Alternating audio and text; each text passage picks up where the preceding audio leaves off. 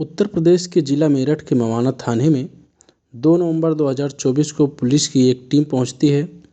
Police की team जाकर एक नोटिस थमाती है। नोटिस में एक आदमी का नाम लिखा था जिसका नाम राजेश कुमार यादव होता है और राजेश कुमार यादव थाने के अंदर ही ट्रेनी दरोगा होता है। उसकी गिरफ्तारी के लिए वारंट था। एक तरह से एक आदेश था और जब आदेश दिखाया जाता है तो वह दरोगा कहने लगता है कि साहब मेरा तो कोई कसूर नहीं है। आरोप था कि तुम्हारी वजह से कि कत्ल हुआ है। वह भी बहुत भयानक रूप से। जैसे ही दरोगा ने इधर उधर देखने की कोशिश की या फिर उसकी नज़र बदलने की कोशिश की तो पुलिस वालों ने उसे चारों तरफ से घेर लिया। ठीक वैसे जैसे फिल्मों में दिखाते हैं कि पुलिस ने तुम्हें चारों तरफ से घेर लिया है, भागने की कोशिश मत करना नहीं तो फिर पुलिस गोली चला देगी। ठीक ऐसे ही कुछ सीन था। उस उच्च अधिकारियों तक बात पहुंचती है। फिर राजेश कुमार यादव को सरेंडर करना पड़ता है। पुलिस उन्हें गिरफ्तार करेगी, सीधा उत्तर प्रदेश के ज़िला जौनपुर में लेके आती है। वो जौनपुर जो आजकल सोशल मीडिया पर बहुत तेज़ी से वायरल हो रहा है, वह दीपावली से एक दिन पहले एक बालक का, यानी कि जिसकी उम्र लगभग 16 साल के आसपास होगी, उसका सरेआम कत्ल कर दिया गया था। नमस्कार, मैं हिमांशु। आज की जो सच्ची घटना मैं आपको सुनाने जा रहा हूँ, दरअसल यह सच्ची घटना उत्तर प्रदेश के ज़िला जौनपुर के मुख्यालय से लगभग 10 किलोमीटर दूर एक गांव लगता है, कबीरपुर। यह गांव आता है गोराबाद शाहपुर थाना क्षेत्र में। दरअसल 30 साल पहले 2 बिस्वा ज़मीन को लेकर एक गांव में 2 पक्षों के बीच विवाद चल रहा था, झगड़ा चल रहा था। एक पक्ष जो होता है जिसका नाम रामजीत यादव होता है और दूसरा पक्ष जो होता है लालता प्रसाद यादव होता है, यानी कि लालता यादव होता है। यादव दबंग प्रवृत्ति का व्यक्ति होता है। साथ ही रामजीत यादव यह गरीब परिवार के हैं। इन दोनों में विवाद चल रहा था। 30 साल पहले से झगड़ा चल रहा था। अगर हम 30 साल पहले यानी इतिहास के आईने में झांक कर देखें तो उस वक्त मुलायम सिंह यादव मुख्यमंत्री हुआ करते थे सूबे के। उत्तर प्रदेश के फिर मायावती मुख्यमंत्री बन जाते हैं। कल्याण सिंह मुख्यमंत्री बन जाते हैं। राजनाथ सिंह मुख्यमंत्री बन जाते हैं। एक बार फिर से मायावती को मौका मिलता है और इस बीच में 2 बार राष्ट्रपति शासन भी लागू हुआ था। फिर अखिलेश यादव मुख्यमंत्री बन जाते हैं। उसके बाद योगी आदित्यनाथ साल 2017 से अब तक मुख्यमंत्री हैं और यह बात है 29 अक्टूबर 2024 शाम के आसपास का वक्त हो रहा था। एक लड़का जो कि इसी गांव का है और जो गांव है कबरुद्दीनपुर, जिसका उसके पिता का नाम है रामजीत यादव और बेटे का नाम है अनुराग यादव उर्फ छोटू, अपने फ्लैट की अपनी उस जगह की साफ़ सफाई कर रहा था जिस ज़मीन के 2 बिस्वा टुकड़े को लेकर विवाद चल रहा था। साफ़ सफाई कर रहा था और जिससे झगड़ा चल रहा था, जिसके घर से उस घर की दूरी महज 20 मीटर थी। और इसी बीच में इकट्ठा होकर सब के सब लोग आ जाते हैं और उस लड़के को डांटना डपटना शुरू कर देते हैं, उसके साथ गाली गलौज करना शुरू कर देते हैं। उस लड़के ने इस बीच तो किसी तरकीब से भागकर अपनी जान बचा ली। 29 अक्टूबर 2024 की बात है, जब वहाँ से भागने के बाद अपनी जान बचाता है। उसे नहीं पता था कि बात इतना आगे बढ़ चुका है और यह लोग इतना गुस्से में हैं। अब अगला दिन आता है, उसके लिए वो यह सब सामान्य जैसी स्थिति हो चुकी थी क्योंकि झगड़ा 30 साल पुराना था। पहला कोई नया झगड़ा नहीं था, पुराना झगड़ा था। 30 साल में कई सरकारें आईं, कई सरकारें गईं। परिवार ने भी कई बार प्रशासन से मदद मांगी, लेकिन कोई सुनवाई करने वाला नहीं था। यह मामला न्यायालय में विचाराधीन चल रहा था। 29 अक्टूबर को जो उस फ्लैट की साफ़ सफाई के लिए इसलिए की जा रही थी कि ताकि दीपावली का पर्व रहा है और यह सब कुछ ठीक ठाक रहे, साफ़ सफाई वगैरह रहे। अगला दिन यानी कि 30 अक्टूबर 2024 को वो लड़का अपने घर के बाहर अपनी दहलीज पर अपने दांतों की साफ़ सफाई कर रहा था, यानी कि ब्रश कर रहा था, दातुन कर रहा था। और ब्रश दातुन करने के दौरान इसी बीच में जो उसके पड़ोसी होते हैं, दबंग होते हैं, लालता यादव अपने बेटे रमेश यादव भतीजा सूरज यादव सहित कई लोगों के साथ मौके पर आ जाते हैं। किसी के हाथ में तलवार थी तो किसी के हाथ में हंसिया था तो किसी के हाथ में कुल्हाड़ी तो किसी के हाथ में कुछ इस तरह से हथियार थे और वो लहरा रहे थे, चीख रहे थे, चिल्ला रहे थे। और उस लड़के यानी कि अनुराग यादव उर्फ छोटू, जिसकी उम्र लगभग 16 साल के आसपास होती है, उस लड़के की तरफ दौड़ते हैं, भागते हैं। वो लड़का इधर उधर भाग रहा था, अपनी जान बचाने की कोशिश कर रहा था, ज़ोर ज़ोर से अपनी माँ को आवाज़ लगा रहा था। इससे पहले कि उसकी माँ तक आवाज़ पहुँच पाती, उसकी माँ उस तक पहुँच पाती, अपने बेटे को बचाने की कोशिश करती। इसी बीच में रमेश आता है और पूरी ताकत से वह उसको तलवार मारता है। अनुराग यादव को तलवार मारता है और यह तलवार से उसकी गर्दन अलग होती है, धड़ से अलग हो जाती है और जाकर माँ के गोद में गिर जाती है। बस इतना होना था कि यह मामला अब उस गांव तक सीमित नहीं था, बल्कि हिंदुस्तान के शायद ऐसा कोई कोना बचा होगा जिस कोने तक ये बात नहीं पहुंची होगी, यह खबर नहीं पहुंची होगी, यह कहानी ना पहुंची हो कि ज़मीन के दो बिस्वा टुकड़े को लेकर एक परिवार का एक इकलौता बेटा होता है। 5 बहनों के बीच में एक उसका भाई होता है और उस भाई को गर्दन काट कर उसकी हत्या कर दी जाती है। और माँ की गोद में वो लाश का टुकड़ा जो था, यानी कि जो सर था, लगभग 6 घंटे तक पड़ा रहता है। माँ की आंखों से आंसू रुक नहीं रहे थे, बल्कि रो रही थी, बेहोश हो जा रही थी। उसे समझ में नहीं आ रहा था कि मैं अब इस लाल को करूं तो क्या करूं। बहनें हैं, वो भी तड़प रही थी। एक बहन की आंखों में तो बिल्कुल आंसू आ ही नहीं रहे थे, सूख चुके थे और वो बार बार इस घटना को लेकर याद कर रही थी, रो रही थी। मीडिया वालों ने इसे 4 तरफ से घेर लिया। छोटी से छोटी बात को वो बाहर दिखाना चाहते हैं कि आखिरकार मामला क्या है, माजरा क्या है, क्या हुआ है, आखिर कहानी क्या है, क्यों इसकी हत्या की गई। तमाम तरह की बातें थी। अखबार हो, सोशल मीडिया हो, टीवी हो, हर जगह इस बात की चर्चा शुरू हो जाती है। पक्ष हो या विपक्ष हो, जो भी देखो उसके बारे में बात करना शुरू कर देते हैं। इस घटना के बाद डीएम हो, एसएसपी हो, तमाम आसपास के थाने की पुलिस फोर्स हो, वह मौके पर पहुंच जाती है। अगले ही दिन यानी कि 1 नवंबर को इस 31 अक्टूबर की इस देश में दीपावली का पर्व था। पूरा देश दीपावली मना रहा था, लेकिन यह एक गांव ऐसा था, कबरुद्दीनपुर, जहां पर कोई दीपावली नहीं मनाई। और जो दबंग थे, जो हत्यारे थे, उनको लेकर तरह तरह की बातें करना शुरू कर दिया और गांव के सभी लोग गुस्से में थे।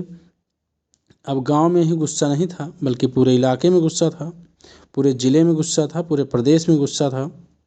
जहाँ जहाँ तक लोगों ने इस खबर को देखा, वहाँ तक लोगों में गुस्सा था।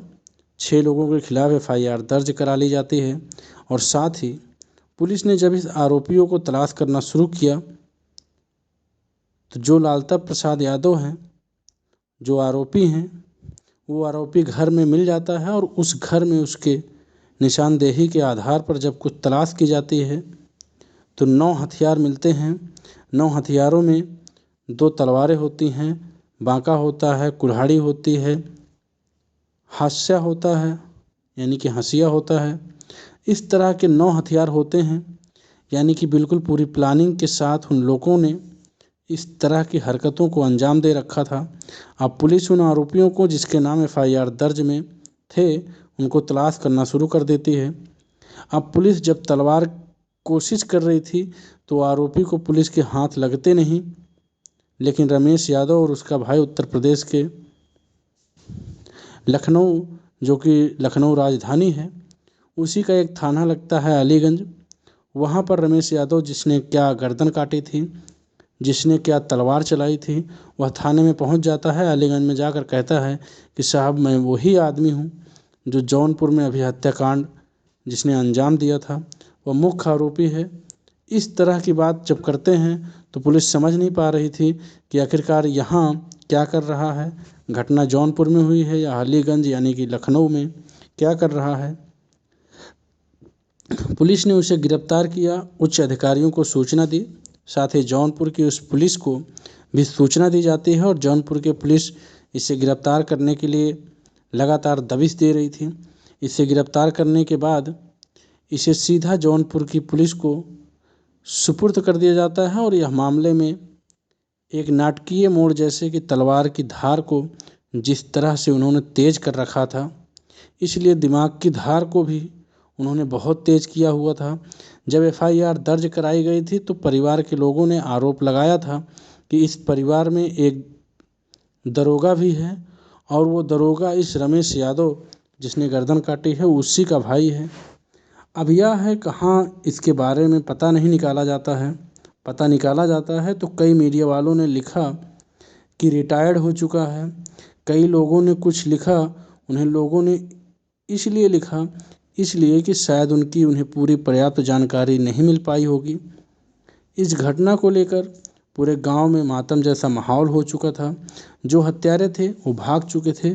अब जानकारी दे तो कौन दे?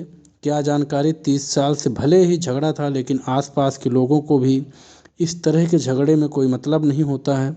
अब मीडिया ने जब इस मामले की जांच पड़ताल करना शुरू किया तो पता चलता है कि एक भाई है राजेश यादव जो लालता का बेटा है, और रमेश यादव ऐसे ही एक भाई एक बेटा है जिसका नाम है राजेश यादव, जो कि फ़िलहाल वर्तमान में ट्रेनी दरोगा है, जिसकी पोस्टिंग उत्तर प्रदेश के ज़िला मेरठ के मवाना थाने में पोस्टिंग होती है। इसके नाम से वारंट निकला हुआ था। इसको भी गिरफ्तार करने की लगातार कोशिश की जा रही थी। तो पुलिस अब यहाँ तक पहुँच जाती है, यानी कि उत्तर प्रदेश के ज़िला मेरठ के मवाना थाने में पहुँच जाती है। एक नोटिस लेकर या नोटिस दिखाया जाता है कि अब आपके खिलाफ़ एफआईआर दर्ज है, हम आपको गिरफ्तार करने के लिए आए हैं। और लेकिन पुलिस इसी बीच में सूझबूझ से काम लिया, और सूझबूझ से काम इस तरह से ले लिया क्योंकि जो उसके मोबाइल की सीडीआर थी, कॉल डाटा रिकॉर्ड था, जब निकलवाया जाता है तो पता चलता है कि जब हत्याकांड को अंजाम दिया गया था तब इस राजेश यादव ने अपने परिवार एंड भाई से, पिता और परिवार के बाकी लोगों से बातचीत की। हत्याकांड से पहले और हत्याकांड के बाद भी इस बात से पुलिस के पास भी पर्याप्त सबूत हो जाते हैं कि राजेश यादव का भी कहीं कम रोल नहीं है इस पूरे हत्याकांड में। हालांकि पुलिस अभी इस मामले की जांच पड़ताल में जुटी है। जब पड़ताल के साथ साथ पुलिस की ये जिम्मेदारी, नैतिक जिम्मेदारी यह भी बनती है कि इस मामले की जांच खासकर इस थाने की पुलिस से ना कराकर किसी और पुलिस से करानी चाहिए, और इसे दरोगा जो कि सीडीआर है वह ज़रूर निकलवाना चाहिए। बहुत बारीकी से देखने की ज़रूरत है। यह पता करने की ज़रूरत है कि एक साल में 16 मुकदमे दर्ज हो जाते हैं, और जब इस घटना को अंजाम दिया जाता है, यानी कि 30 अक्टूबर 2024 को जब इस घटना के क्रम को अंजाम दिया जाता है तो ठीक 10 दिन पहले एक और मुकदमा दर्ज हुआ था, जो संख्या होती है 18वां मुकदमा दर्ज होता है, यानी कि 2 बिस्वा ज़मीन के इस टुकड़े को लेकर इस दबंग परिवार ने, परिवार को जो अनुराग यादव का जिसकी हत्या होती है, उसके परिवार जिसकी 5 बहनें होती हैं, उन पर टोटल मिलाकर 18 एफआईआर दर्ज हो चुकी थी और मामला कोर्ट में विचाराधीन चल रहा था। और बिना किसी सिफारिश के, बिना किसी सोर्स के ये सब मुमकिन नहीं है। इतना आसान नहीं है। आखिरकार इतने सारे मुकदमे लिखें किसकी सिफारिश से? न केवल हाल फिलहाल की सीडीआर निकलवाने की ज़रूरत है, बल्कि इस परिवार के सभी लोगों की सीडीआर निकलवाने की ज़रूरत है, ताकि यह पता चल सके कि किस सिपाही, किस दरोगा, की इंस्पेक्टर की उच्च अधिकारी के यह संपर्क में थे, कि किस नेता के संपर्क में थे, जिसके आधार पर लगातार एफआईआर दर्ज हो रही थी। और जब बात इतने से भी उनकी थमती नहीं है, तरीके से, खौफनाक तरीके से, जिससे कि पूरे इलाके में दहशत का माहौल बन जाता है। अब एक तरफ तो यह भी मामला चल रहा था, हालांकि गिरफ्तार कर लिया गया था, बाकी जो बचे कुछ लोग थे उनकी गिरफ्तारी की दबिश दी जा रही थी और पुलिस पर लगातार दबाव बढ़ रहा था। तो पुलिस ने भी अपना काम करना शुरू कर दिया। इस मामले में सब इंस्पेक्टर होता है हरीशचंद्र प्रसाद, साथ ही आरक्षी लक्ष्मण प्रसाद और एक अंकित कुमार, जो कि ये भी पुलिसमैन होता है। इनको तीनों को निलंबित कर दिया जाता है। साथ ही जब बात लेखपाल तक पहुंचती है, क्योंकि लेखपाल का भी रोल इस घटना में कुछ ज़्यादा ही बढ़िया नहीं होता, तो डीएम इस मामले में गंभीरता से लेता है और लेखपाल को भी सस्पेंड कर दिया जाता है। साथ ही कानून के खिलाफ भी एक रिपोर्ट बनाई जाती है। रिपोर्ट बनाने के बाद उसको शासन को भेजा गया ताकि उसके खिलाफ भी एक्शन किया जा सके। लेकिन इसी बीच में परिवार का भी रो रो कर बुरा हाल है। परिवार वाले इतना ज़्यादा परेशान हैं, वह सोच कर हैरान है कि आखिरकार यह हो कैसे गया। एकदम अचानक से सब कुछ खत्म हो गया, क्योंकि उनके परिवार का इकलौता चिराग था और जो दीपावली की पूर्व संध्या पर बुझ चुका है। अब कुछ भी हो जाए, हालांकि एक तरफ बात यह भी की जा रही है कि सोशल मीडिया के वगैरह आप खंगालने की कोशिश करें, लोगों के कमेंट पढ़ने की कोशिश करें, तो योगी आदित्यनाथ से सिर्फ एक दो मांग ही की जा रही है। एक दो मांग उनमें क्या है खास, जिसमें कि परिवार वालों ने जो उनके घर हैं, दबंग हैं, उनके घर पर बुलडोज़र चलाना चाहिए। दूसरा यह मांग की जा रही है कि जिन उनका एनकाउंटर होना चाहिए। लेकिन अभी शायद उत्तर प्रदेश सरकार ने उस तरह से प्रमुखता से इस मामले को गंभीरता से नहीं लिया है। शायद अभी तक जिस तरह से अन्य कई मामलों में पुलिस एकदम गंभीर हो जाती है, बुलडोज़र लेकर पहुंच जाती है, नोटिस चपका दिए जाते हैं, गिराने की बात की जाती है, लगता है कि आए दिन अखबार में भी सुर्खियां बटोरने लगते हैं। अब यह बुलडोज़र पहुंच चुका है, बुलडोज़र चल चुका है। जब मीडिया वालों ने इसकी अनुराग की बहन के पास एक माइक लगाया और माइक लगाने के बाद वो बहुत गुस्से में, यानी कि तस में आ चुकी थी। उन्होंने कहा कि आप बार बार ये बात कर रहे हैं कि हमें कैसा महसूस हो रहा है, आप लोगों को शर्म नहीं आती? यदि आपके परिवार में किसी की हत्या हो जाए और वही सवाल आप इस माइक के माध्यम से पूछना शुरू किया जाए, क्योंकि आपको कैसा महसूस हो रहा है, तो जो आप जवाब देंगे ठीक मेरा ही जवाब वैसा है। लेकिन फिर भी उसने गुस्से में आते आते अपने दो चार बातें कहीं। उसने कहा कि एनकाउंटर का फरमान जो बार बार किसी न किसी के लिए एनकाउंटर होता ही है, हमारा मामला वही एनकाउंटर आरोपियों का क्यों नहीं हुआ, वो वही बात कहती है जो बाकी लोग डिमांड कर रहे हैं कि अभी तक बुलडोज़र क्यों नहीं चलाया गया।